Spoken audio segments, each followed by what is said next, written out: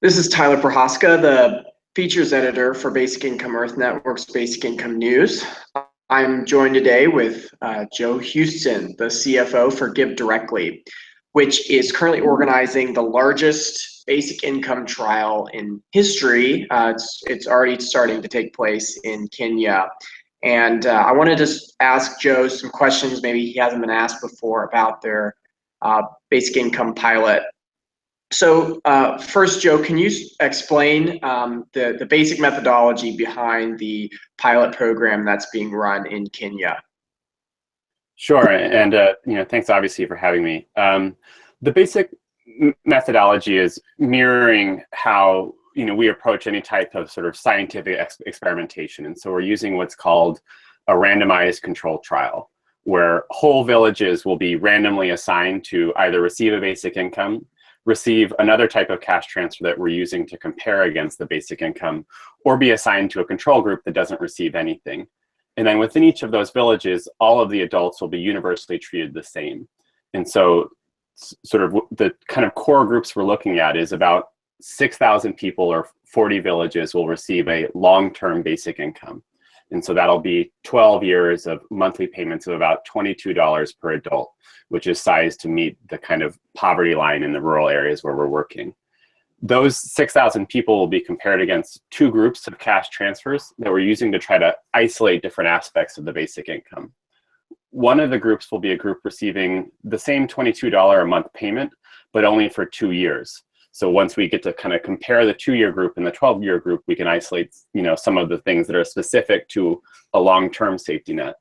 And then the other cash receiving group will be a group receiving lump sum payments, so one-time payments equivalent in value to the 2-year treatment arm. And so that's to sort of isolate what types of cash transfers best meet what types of policy or development type goals. And then another important feature to sort of make sure that you're not just observing a change happening in the overall country or region is the control group. And so those people won't be receiving cash transfers at all. There was some commentary that I've seen that sort of said GiveDirectly should have set this up in a way where it's I guess, kind of a competition of sorts between various institutions and various ways of delivering aid, in kind versus cash, and different methods of delivering that type of assistance. Did GiveDirectly ever ponder having that type of research where you could compare cash grants of this kind unconditionally and universally versus in-kind aid?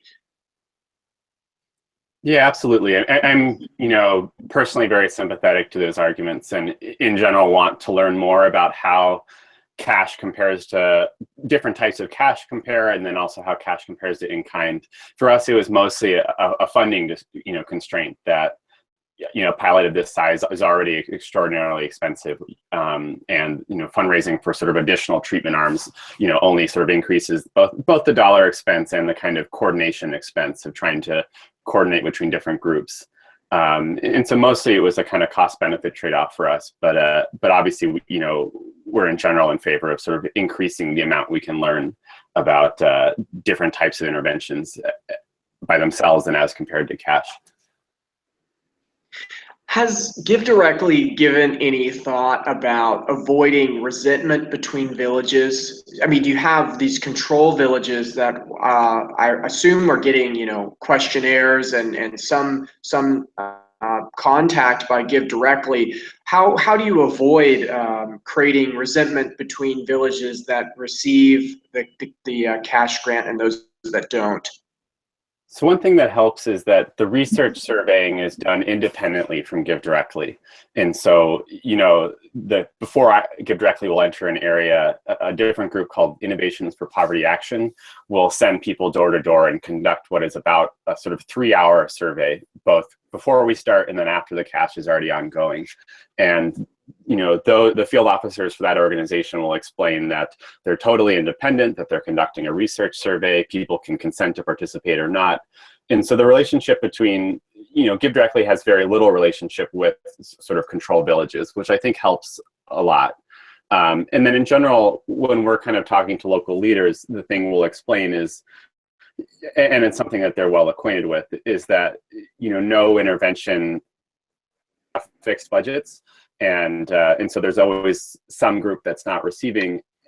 And the main choice for us then is whether or not you learn from the group that's not receiving and structure things in a way that you can sort of produce useful evidence from the group not receiving, versus, you can try just sort of ignore that problem by not having an explicit control group, but the people not receiving, sort of that group still exists somewhere. And I think the other things that help a little bit is I expect there will be kind of spillover benefits. We kicked off in one pilot village, and already some of the kind of surrounding villages have mentioned, people sort of buying more services from them or buying more goods. And so I think those types of things will happen. We'll actually measure that. That's a sort of our basic approach to that problem. Are the villagers allowed to move around, and if so, how much? And so GiveDirectly will do a one-time enrollment this year. And then after that enrollment point, people can move wherever, at least sort of within the country of Kenya, kind of mirroring a national basic income program, and we'll continue payments. People who move into the village will not be automatically enrolled because we're sort of doing a one-time enrollment. But anyone who's enrolled at that time can sort of move wherever within the borders of Kenya and still receive. So they can't actually leave the country. Right. We debated that back and forth a little bit. In part, logistically, it would be pretty difficult to switch payment providers and cover them through, I don't know, Western Union or PayPal or something in the UK. But also that from a policy perspective, if Kenya were considering a basic income or the US were considering a basic income, it would seem likely that it would stop at the border, that certainly non-citizens wouldn't receive after they left, and then likely citizens who became non-residents wouldn't receive, though that's a policy question. Is GiveDirectly confident that you can control for just the effect of the basic income and not external factors? I mean, I think the design of the study does a lot of that for you. That, because we'll have about 100 control villages who can get compared against them, who are otherwise identical to the cash receiving villages, that I think that helps control for a lot of the external factors, weather or climate or floods or government actions and things like that. There's of course something unique about having this extra interaction at all, being interacting with directly FOs, field officers, maybe talking to them about your spending plans. But relative to the size of the cash interventions, I think those sort of smaller things are likely outweighed. So what you see at the end will be mostly the effect of the cash transfer. And what in previous research have you seen regarding the effect of the natural environment? And are you seeing any kind of changes in consumption patterns that might be worrying to environmentalists? Yeah, it's interesting. I'm not, obviously as people develop, they consume more. And so I think that's a sort of a pressure that exists sort of with any program that causes people to develop more. There are some offsetting things of people as they switch, maybe away from charcoal towards other types of, cooking fuels or things like that, that maybe you can end up using more environmentally friendly practices. But I think that's a sort of general tension that exists with development. And our approach so far, I'm not sure GiveDirectly itself has a kind of organizational view on it, but my personal view would be that the kind of environmental thing you want to solve through other means, sort of international treaties or the developed world stepping up versus trying to kind of slow down development of, very, very poor areas. Is there any anticipation about community collaboration? I've heard there's talk about, villagers will come together and start creating funding infrastructure, that type of thing. Have you seen any of that in the past, and what's the anticipation with this experiment? So I think, we've seen some small things in the past. One thing I'm excited about is, in GiveDirectly's typical programs will means test them. And so use different criteria to try to figure out who is the poorest in the community, and then target the poorest, 40 to 80% of villages, depending on where we're working. With the basic income program, obviously that'll be different. Communities will receive universally. And so I'm wondering how, and curious to test how that'll change the dynamic. I think it makes receiving the cash a lot less of an awkward social issue to talk about. And I think then lowers the barriers to that type of coordination. We kicked off in one pilot village before the full study begins. And in that village, there was already sort of signs of conversations about that. And we saw it in two different ways. The first way was kind of collaborative savings.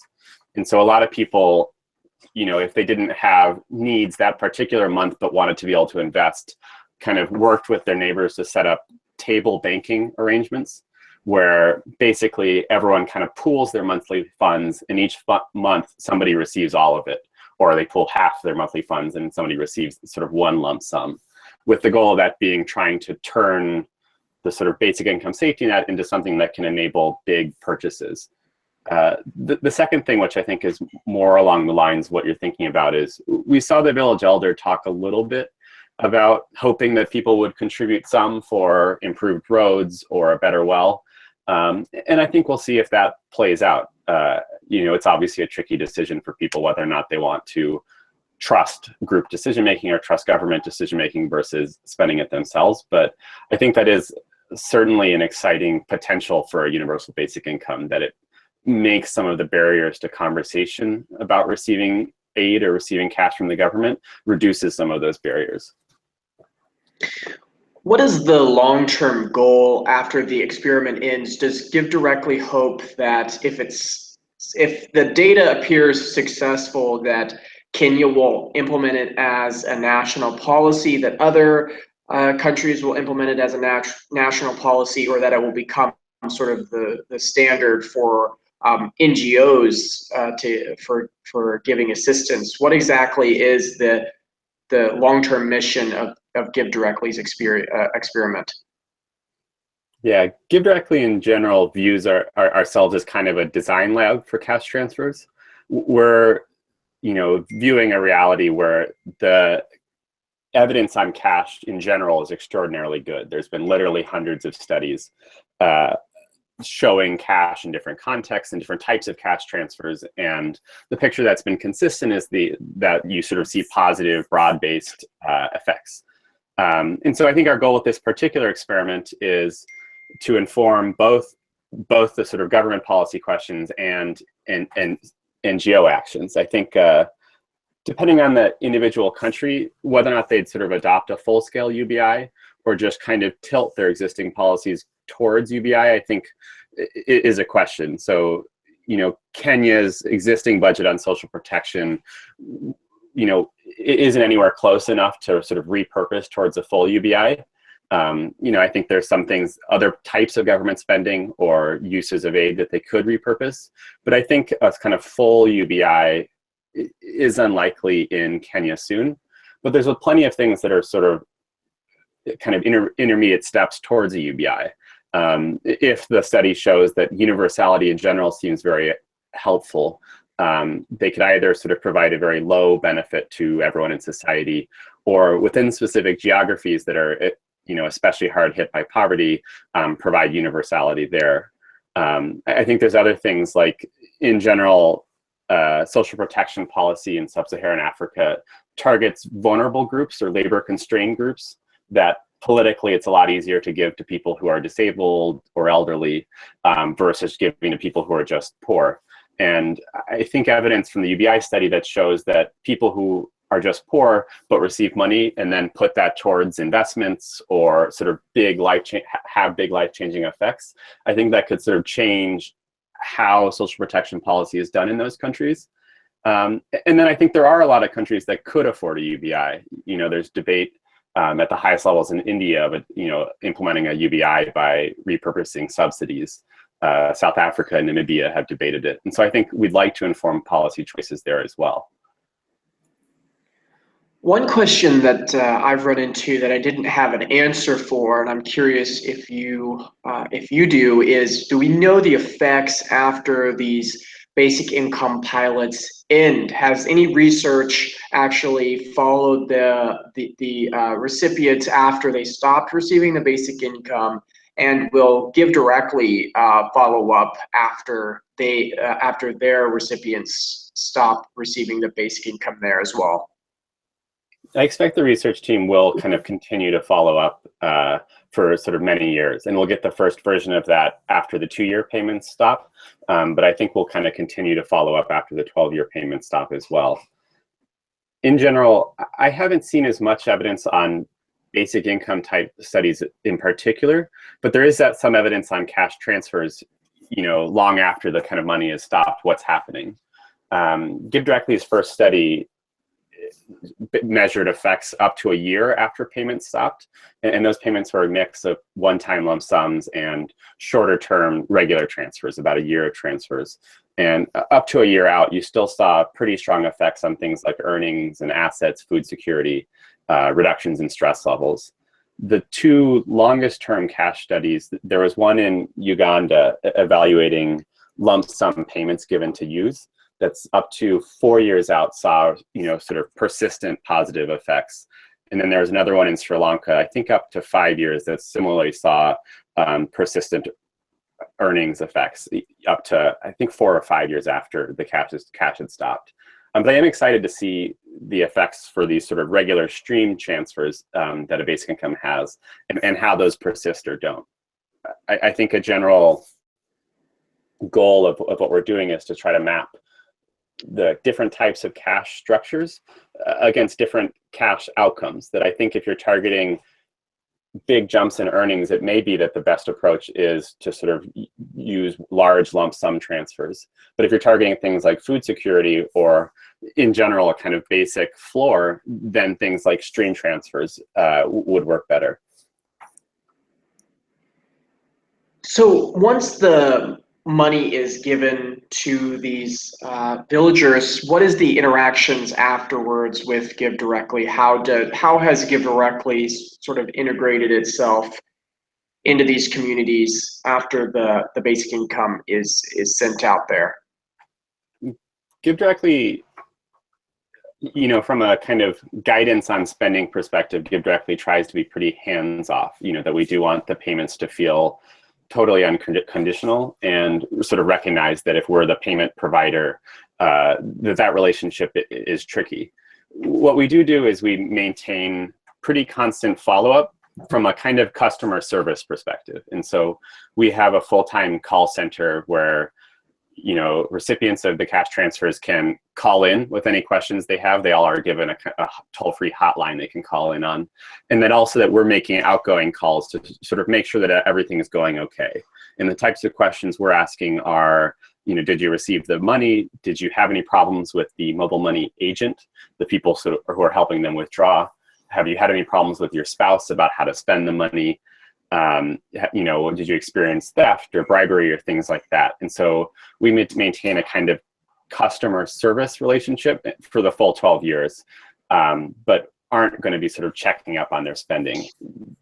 Meanwhile, the kind of research team led by Innovations for Poverty Action, they'll be doing regular follow-ups in both treatment groups and control groups, every few years or so, to understand how welfare metrics are evolving, and how, sort of all of the kind of different research questions are evolving. And are those surveys in person? Are they sent to them in paper, or how are they administered? The research surveys? Yes. Most of them will be done in person, and so it'll be a research field officer going door to door and spending 2 to 3 hours going through a long survey that they're then entering digitally on their phones. I think we'll pair those with a kind of lighter touch phone survey, where the researchers call and ask about time use and things like that. But those interactions will be maybe 15 minutes. A lot of talk about mental health improvements under a basic income system. The GiveDirectly study look at all at mental health and how basic income interacts with that type of feeling of financial security, that type of thing? Absolutely. I think a big aspect of the question with a basic income, after you get past a lot of the will the sky fall type questions, do people stop working or something like that, a big question is what do you get in terms of the kind of mental or well-being effects of having that security?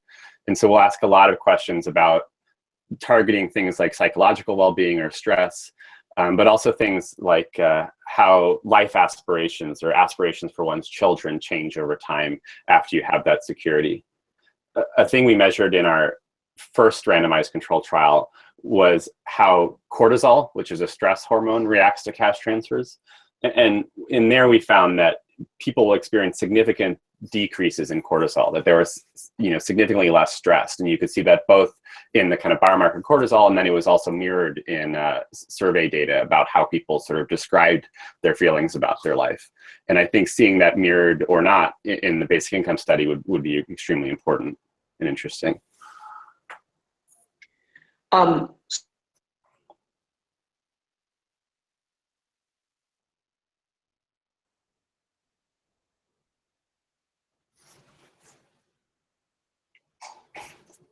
Sorry, I'm not hearing you.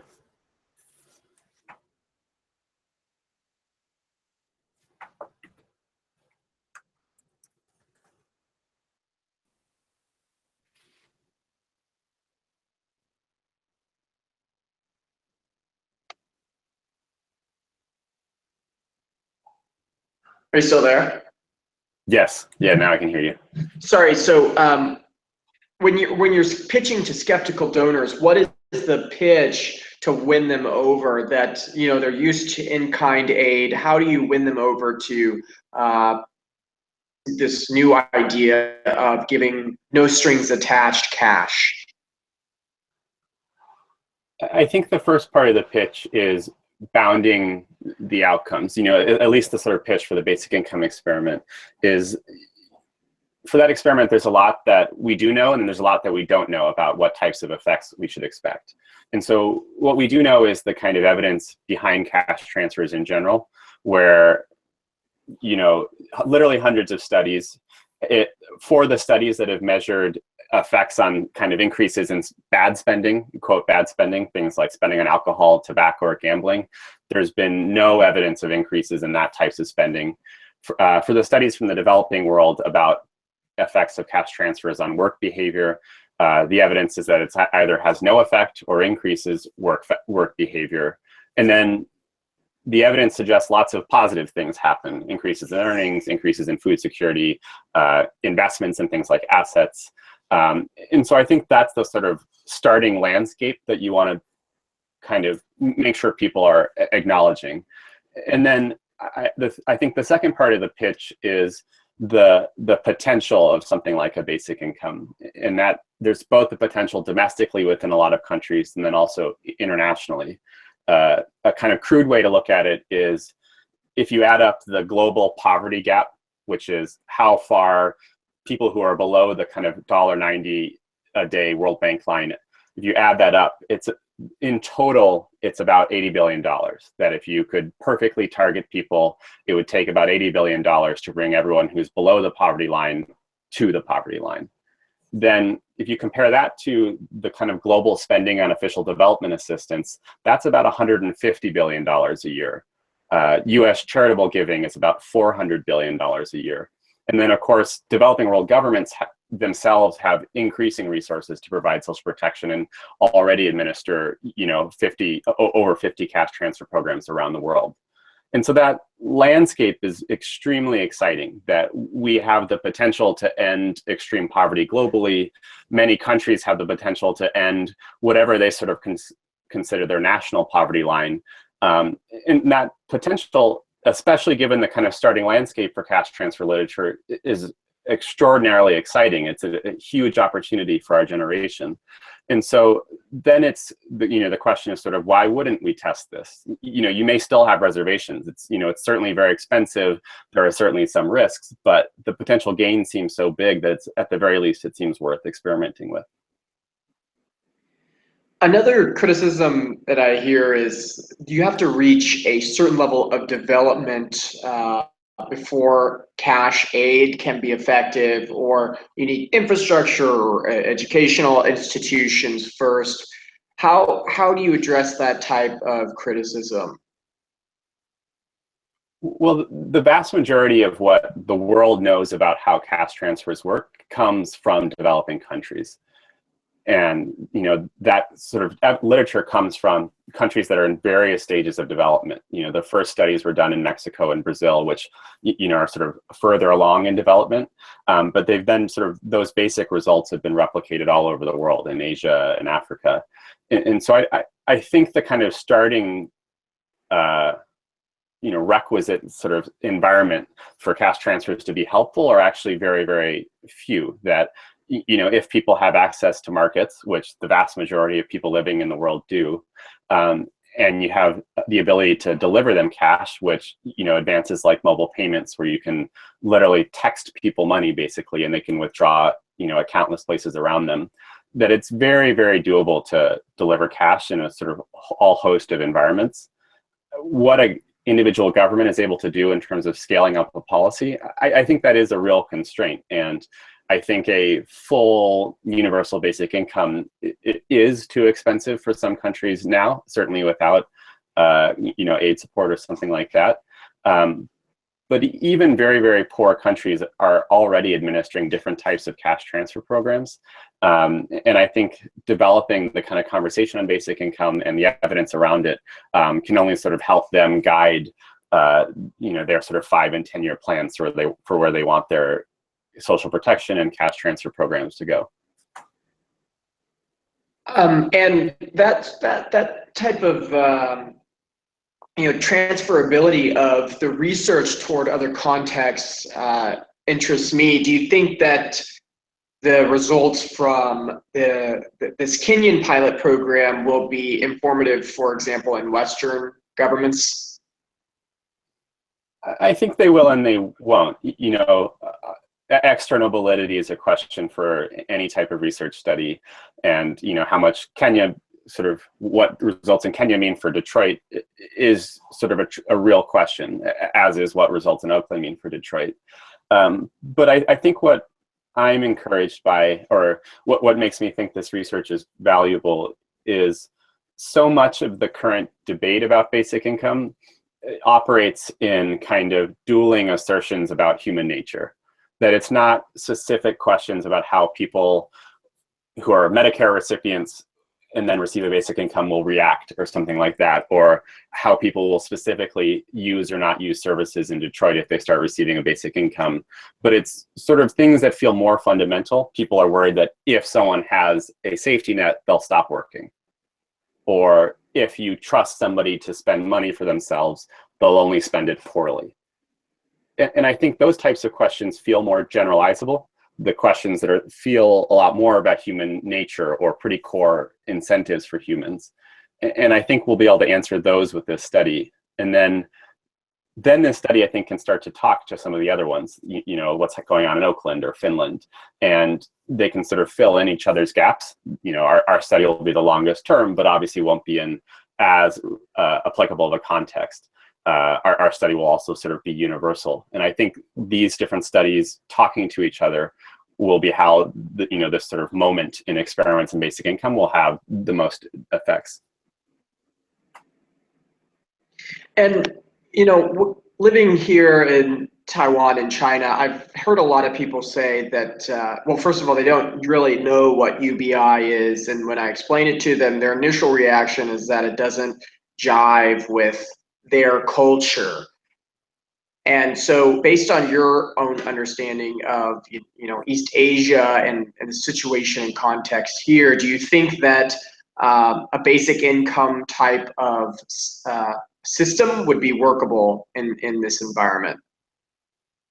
I think the exciting thing about China and some of the other countries that have developed a ton over the last few decades is the sort of resources or the opportunity to of a basic income.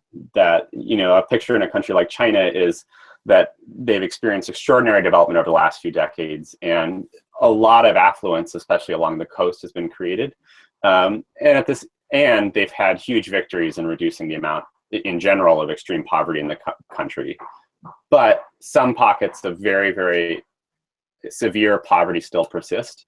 And that overall picture of a ton of development, a lot of sort of abundance in general in the country, provides a good opportunity for, I think, redistribution and for raising the kind of floor experience that people see in society. And so my sort of personal take is that there's a kind of extraordinary potential in those types of countries to sort of go the next level in social protection. But then I confess I know less about the sort of specifics of policy in those countries. I want to end on just kind of a personal question. How did you initially get involved in with basic income, and what brought you to work for GiveDirectly specifically? Prior to GiveDirectly, I was working at a hedge fund in the kind of research and trading departments. And I found that work pretty interesting, but always knew I wanted to at least try something that I cared about more. And so I was looking at different types of organizations in large part through a charity evaluator called GiveWell. And I was just extremely excited about what GiveDirectly was doing, that it combines a pretty strong evidence base, probably one of the deepest evidence bases of development interventions out there, with something that I think ethically feels very good, that it puts the kind of spending of the budget that's supposed to help poor people in the hands of poor people. And I was pretty excited about that. And so then I got introduced to one of the co-founders at GiveDirectly, and then pretty quickly ended up switching jobs. I think GiveDirectly in general is excited about basic income because they've seen the sort of resurgence of the basic income debate. It is one that I think can benefit a lot from both regrounding the debate and the evidence we already know about cash transfers. That is, that you should have very strong priors that the effects on the beneficiaries of basic income will be positive and life-changing. And also that the kind of remaining questions are testable. And so I think given our sort of track record as a kind of cash transfers design lab, we are pretty excited about being able to impact a conversation that has really transformative powers both within countries and globally.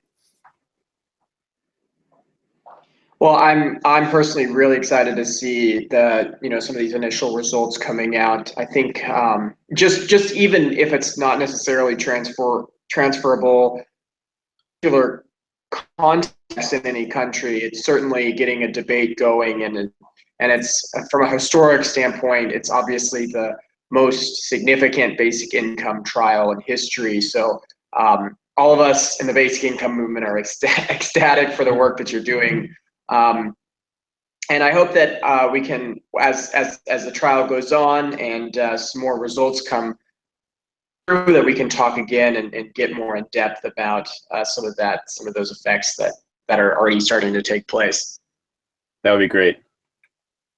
Okay, Joe Huston, the CFO of GiveDirectly, thank you for joining us today. Thanks a lot for having me.